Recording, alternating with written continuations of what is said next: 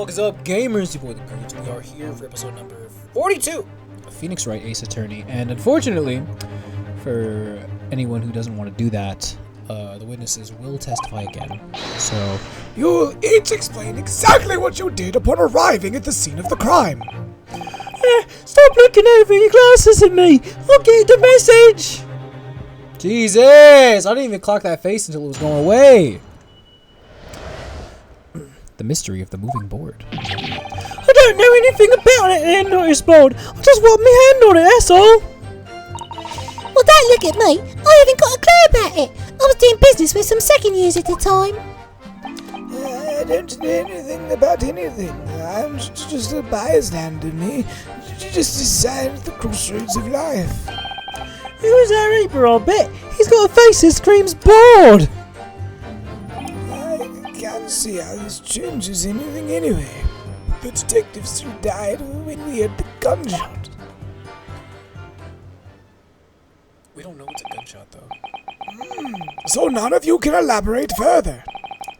Shaken by the crime they witnessed, and with only the light of a few candles and an oil lamp by which to see, we can't expect these witnesses to be able to give a more precise account of what happened. That's right, yeah. It don't pay to expect too much. It's a man's endless quest for knowledge, destroying the world. That's what I think. Do you, really? In any case, as this testimony shows, even if the notice board was moved by somebody following the incident, it makes no difference. When the gunshot rang out, the accused was the only person at the scene. In short, the only person who could possibly have committed this crime is Barrick Van Zeeks. None of this wrangling over the board changes the simple fact. Quite so, quite so. Does the defense still wish to cross-examine the witnesses despite the circumstances? Most certainly, my lord. Very well. Then you may proceed, counsel. Alright, so I need to press statement 2. Interesting. Hold it! Which I was gonna press that shit anyways. When you say you were doing business with them, you mean you were selling them fireworks? Yeah, what else? There's the primary school just round the corner, see? Those cheeky little so-and-sos have got a plan to blow their school to kingdom come. So I've been telling on them, letting the teachers know what they're up to. Oh, you have? Yeah, wouldn't want anyone to get hurt, so I let the school know they're playing with their dodgy toys. Then, praise the Lord, the teachers take all the fireworks off them. And then, praise the Lord again, the kids all come back to buy more. Everyone's happy, see?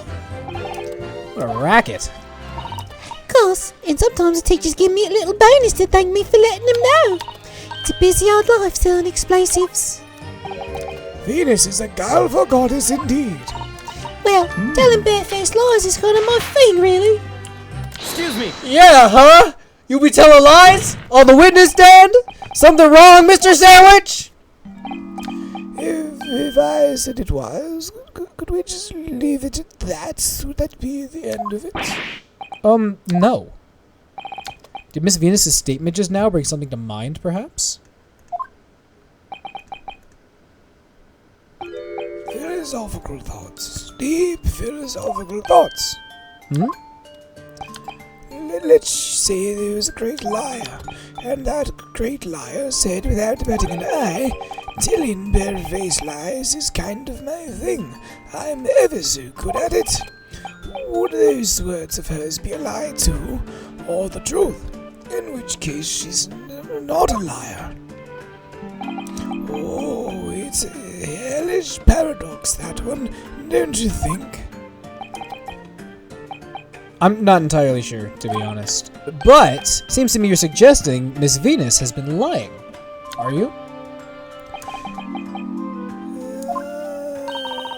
What are you on about, old man? Trying to cause trouble, are you? Keep on like that. And I'll whip your body in firecrackers and set 'em off. That'll give you something to tremble about. You have a startlingly disturbing mind behind that sweet and innocent face, young lady. So Miss Venus has lied in her testimony. Is that what you're saying, Mr. Sandwich?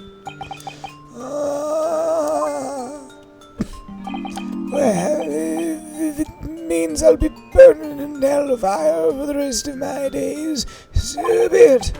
Yes, that's what I'm saying. Can you elaborate, please, sir? Old Blabbermouth here headed for the room where the gunshots seemed to come from. But there was someone else who crept up the stairs behind him, too. That's right, that rotten liar over there.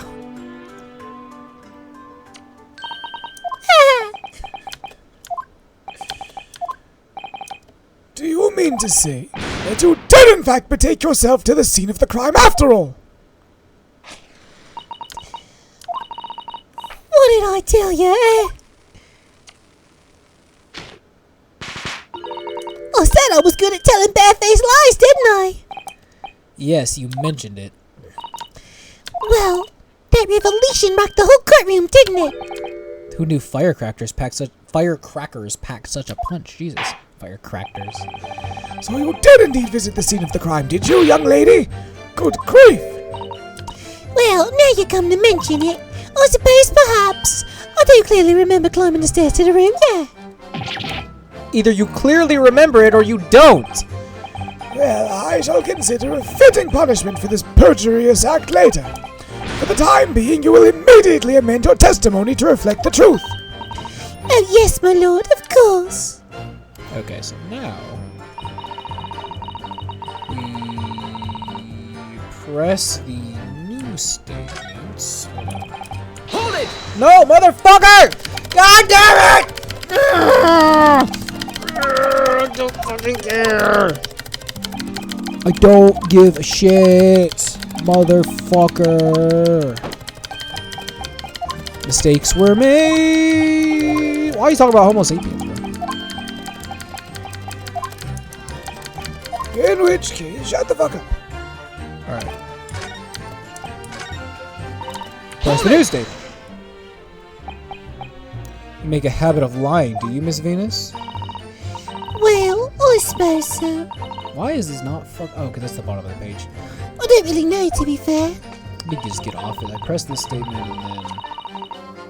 Okay. If you want my advice, though, I'll take everything I say with the big bench of salt. Alright, but you did in fact go to the room where the victim was killed on the day in question, didn't you? Oh, please, as if I would. I can't think of anything more terrifying. The truth, please. Well, alright, just a bit then. I mean, a girl my age is curious about stuff, you know? Hold on. I need to, hold on. We don't know. They're not gonna tell us. Cosmos 24 is crazy. I don't like that he exists. How old are they? I mean, Jesus fucking Christ. They're never gonna tell us. Touch anything at the scene? Oh, please, as if I would. I mean, there was a dead body on the floor. The truth, please. Well, alright, just a bit then. I had to look and see if there was anything I could sell. So I did give the place a once-over, but it was nothing to write home about. Right. Now I hesitate to ask, but you didn't move the notice board by any chance, did you? Oh, please, as if I'd touch anything like that. Just a few bits of loose changes all I had. The truth, please. Well, alright then. I thought there might be something worth having underneath it. So I blasted the flipping thing.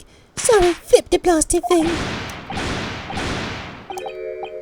You're telling us you did move that board? I think that did slip out, didn't it? Oh, you daft bamboo! I don't believe it. That girl doesn't think. So, did you find anything then? Something that you might have taken, perhaps, to sell? Oh, please, I should be so. The truth! No! I might have found this old pocket watch under the notice board, I suppose. But I bet it Ah! So it was you, was it? You're the one who took it! Gina? Young lady, may I remind you where you are? That watch there! That was a present to Inspector Gregson from the yard for a big case he solved 10 years ago! The professor case, no doubt. The boss used to wind it up every evening without fail when he was waiting for his grub to come at the pub. I see. I swiped it off him once and boy was he upset. He gave me a right earful. Said he hadn't missed a day in the last 10 years polishing it and winding it. It meant the world to him, that watch did. Possibly not the best thing to go diving for then. It's not all that though. I took it to Travis's that night to ask how much it was worth, but the old dealer wouldn't touch it. Wouldn't give me a penny for it, says it wasn't working. Knocked it back and worthless, he called it. Ah! I knew I should have lifted it! That watch must be submitted as evidence at once! Oh please, just so long as you promise to give it back when we're done. Not a chance! I'll swipe it from you if you try and get your grubby mitts on it again! That's enough! Hand the watch to the bailiff forthwith! Now, children, watch your manners. There's a lot of yelling going on. Good lord! The glass appears to be broken. More than likely, it shattered and the inspector was shot. He doesn't take any more either. Which is why Travis didn't want it. What a waste, eh? Yes, indeed. It appears to have stopped at the hour of 5. Exactly when the gunshot was heard, then.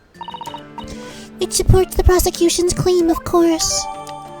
Ah, okay, so what do I do with this information? Huh. Well, it would appear that the mystery of the moving notice board has been solved at least. And as predicted, it had very little bearing on the case.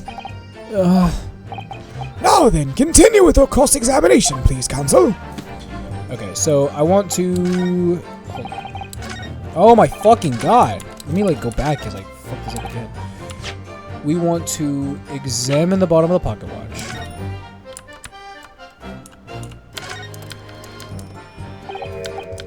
There's a key on it. Which you need a key to wind it. And then, if we examine this...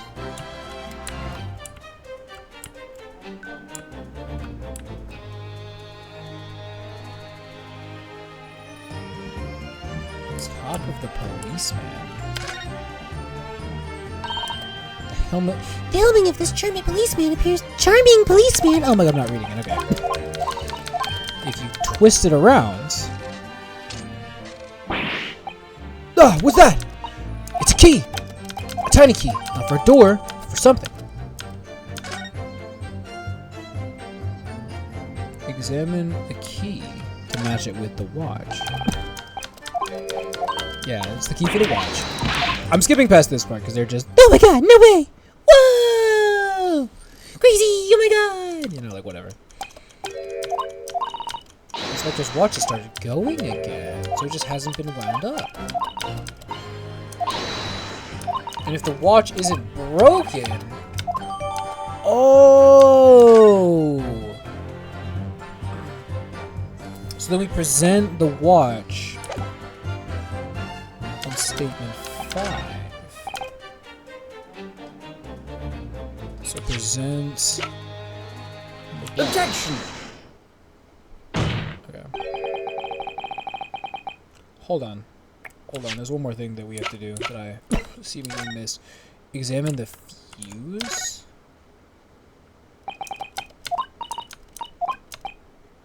The Venus Special. Wonder what 600 pence worth of fireworks would sound like?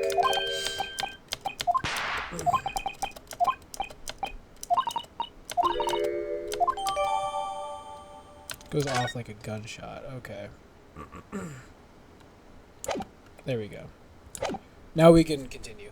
I'm afraid that's not necessarily the case. At the scene, we found this key to the winder at the inspector's pocket watch. The key.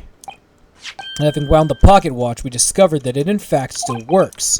You see, the watch didn't stop because it was broken at all.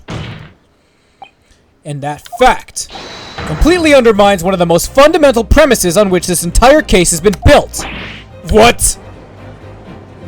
No fucking way. You're joshing me. Order! Order! Order! But, counsel, The watch was stopped at almost exactly 5 o'clock. Yeah, which is just when we had that gunshot. It is exactly the hour. The time that was showing on the watch tells us nothing other than when it was wound down. It's merely a coincidence it happened to be at 5 o'clock. Even if that's true, the 3 witnesses here all heard the gunshot at 5 o'clock. So that's obviously when this crime was committed. No, that doesn't hold. Why not? Recall what Inspector Lestrade said only moments ago. The boss used to wind it up every evening without fail when he was waiting for his grub to come at the pub. He said he hadn't missed a day in the last 10 years polishing it and winding it. It meant the world to him, that watch did. The victim was in the habit of winding his watch once a day, in the evening. We can reasonably assume, therefore, he wound the timepiece on the evening before he died as well. Yes, that would be entirely reasonable. But if that's the case, you wouldn't expect the watch to have completely wound down by 5 o'clock the following day. Well, you explain it then.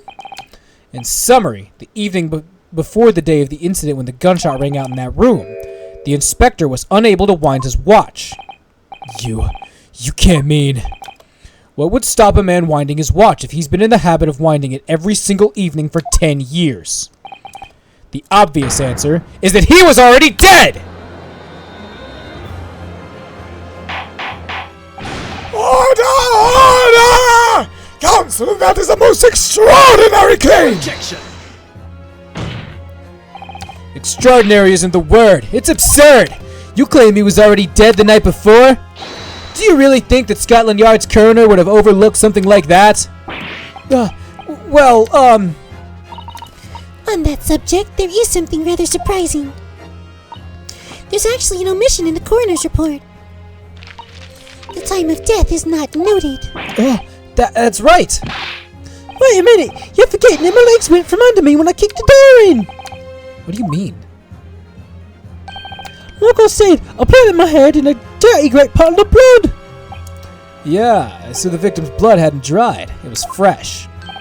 He catches on fast, doesn't he? Objection!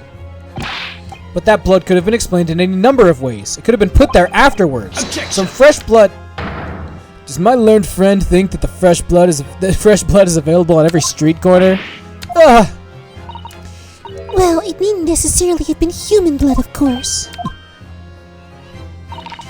We've been told previously that Scotland Yard has no way to identify blood as human. The problem is currently being researched. At present, you're correct. It is beyond our abilities. So then, a chicken's blood could have been used for example. It's certainly a possibility that it wasn't the inspector's blood at all. Objection! I mean... But the gunshot was heard at 5 o'clock that afternoon. That's beyond question. Is it, though? What? Given that the time of death of the victim has already been called into question, it isn't beyond the realms of possibility that what these witnesses heard wasn't a gunshot at all. Oh, please, what are you trying to say? I was a lot near what we had. It was a loud bang that came from that there room. Now, you listen to me. Our street seller's ears, I've heard. I don't doubt your ears, sir, but all you can state with certainty is that you heard a noise. Yeah? Explain yourself then, counsel. A noise that sounds like a gunshot. Could have been made with... Take that! Take that! Something like this. The culprit could have set off one of these to fake a gunshot.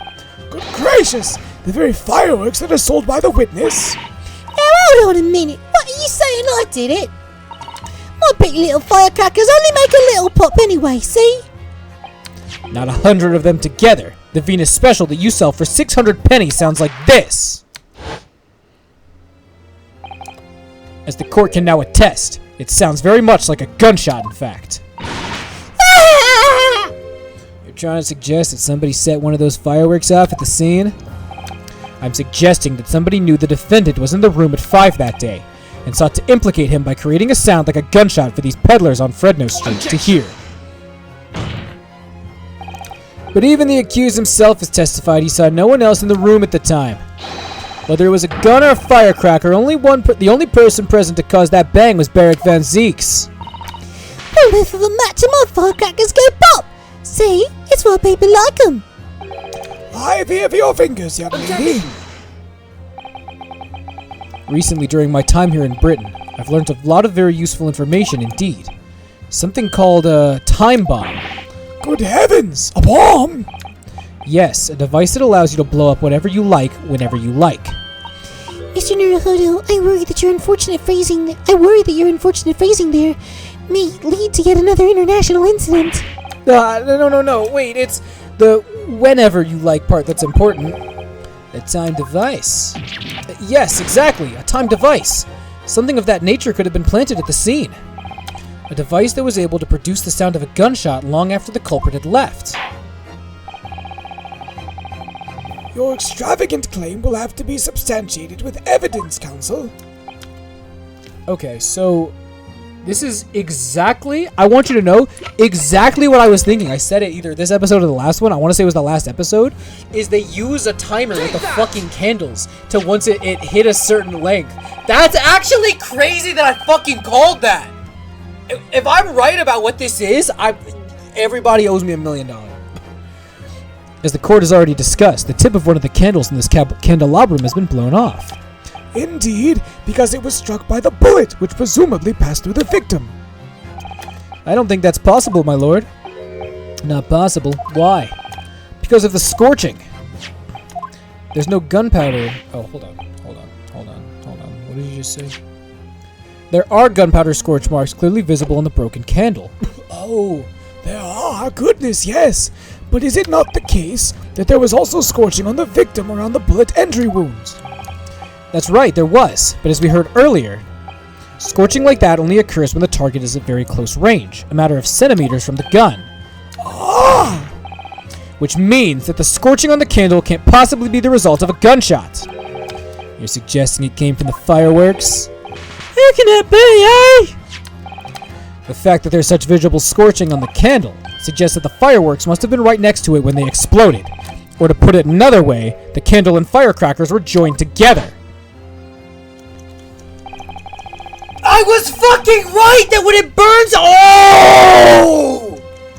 The culprit somehow attached the fireworks at a point partway down the candle. After the killer had left the scene, the candle slowly burnt down along with the other two, until eventually it ignited the fuse of the firecrackers, generating a loud bang.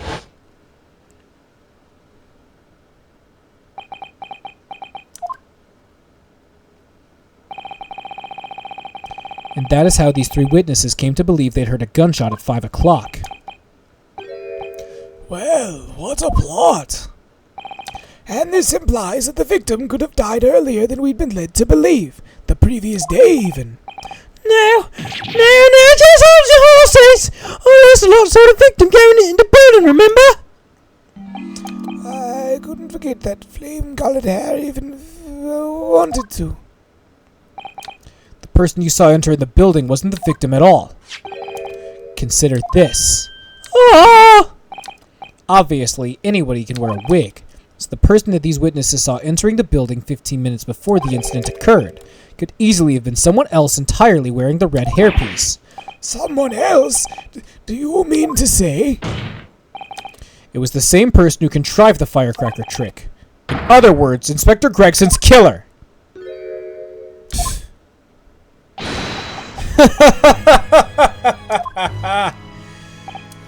Oh, very impressive, Yonosuke Naruhodo.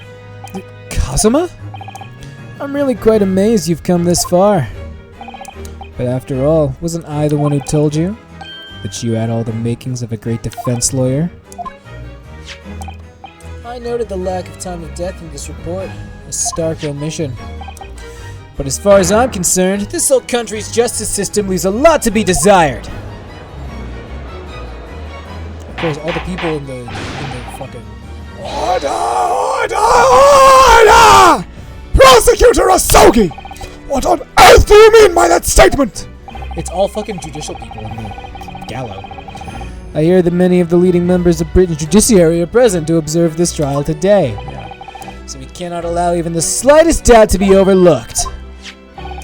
The defense's assertion about the time of death based on the victim's stopwatch is just conjecture. But, while the possibility exists that my learned friend may be correct, we have a duty to explore it. Well, certainly. I would agree with you. And what immediately comes to mind, of course, is what was Inspector Gregson doing, and where did he go on the day before the incident? Do you know? The inspector always carried out his investigative work alone.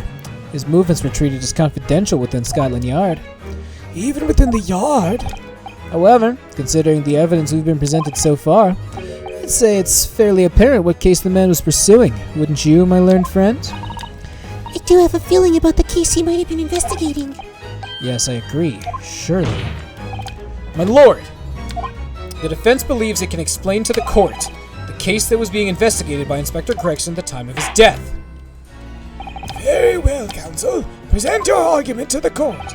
What evidence is suggestive of the case that he was doing? I didn't even need to read that one. Oh, you could have done the hairpiece either as well. I believe this hairpiece points to the answer. We might assume it was part of a disguise used to carry out an undercover investigation. Surely not. Such a brightly colored hairpiece would only serve to make the inspector more noticeable. Yes, that's quite true. It would definitely have made him stand out in a crowd. Except, that is, in a crowd of gentlemen from the Red-Headed League. The Red-Headed League? So, you've already worked it out. What on earth is this all about? Is there such an extraordinary league of gentlemen? The Red-Headed League is currently under investigation for a grand deception. A deception of what nature, counsel? They've been targeting red-headed men all across London and tricking them out of small sums of money. 2 men were arrested for the misdemeanor only yesterday, in fact. My lord, the defense calls for those 2 men to be summoned at once! 2 redheads? They probably did it, yeah, I knew that from the beginning. Inspector Gregson clearly infiltrated the Red-Headed League using this hairpiece, so it's very likely he had direct contact with these criminals. And it's quite possible that such contact led to more serious events. I concur that we cannot in good conscience leave this new avenue unexplored. Well done, Mr. Naruhodo. Well, it's another possible line of inquiry for us at least. The prosecution will make immediate arrangements for the charged men to appear. Bring these 2 Red-Headed League conspirators before me, Prosecutor Asogi. At once, my lord. Very good. We will have a 30-minute recess. Court is adjourned. Alright, let's go! Let's go, baby! Yeah! Did it! Moving on to trial part 2 to be continued. So how much is left? Not a lot. Not a lot. I also spoiled myself moving ahead. Again, motherfucker. I just want to see how many fucking things happen. That's all I wanted to know. But then the titles spoil it. They do look fucking ridiculous. But yeah, I know it's a little short, but again, I'm going to end the episode just because we're at a good stopping point. Thank you so much for watching. I will see you next time. Bye-bye.